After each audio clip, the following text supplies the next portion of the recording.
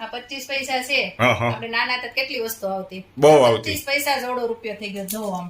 25 પૈસાની જેવડી સાઈઝ હતી એવડી અત્યારે હાલમાં 1 રૂપિયાની સાઈઝ થઈ ગઈ છે. હા દોસ્તો, અહીંયા સ્ટેપ બાય સ્ટેપ ગોઠવા છે. પેલા રૂપિયાની સાઈઝ અવળી હતી, હા, પછી આ સાઈઝ જોઈ લો તમે. હા, બધી જુઓ અલગ અલગ.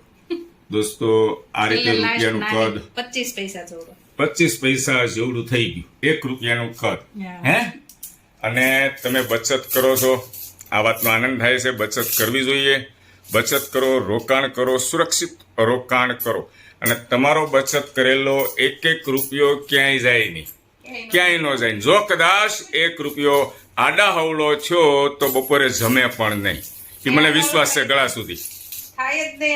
હે, જો અત્યારે માર્કેટમાં એવું સાંભળ્યું છે કે આવનારા સમયમાં મંદી આવી શકે, વિશ્વ લેવલની મંદી આવી શકે, એટલા માટે જૂની માયા બહાર કાઢી છે. અત્યારે બધું ચેકિંગ ચાલુ છે, ગણતરી ચાલુ છે કે આપણી પાસે કેટલું ફંડ છે. જે છે એ તમારી સામે છે દોસ્તો, માયાજાળા. બરાબર છે, ભેગી કરેલી, મહેનત કરેલી, એક રૂપિયો ભેગો કર્યો છે. અને તમે જે આ વાત કરી, ખૂબ સમજવા જેવી વાત છે.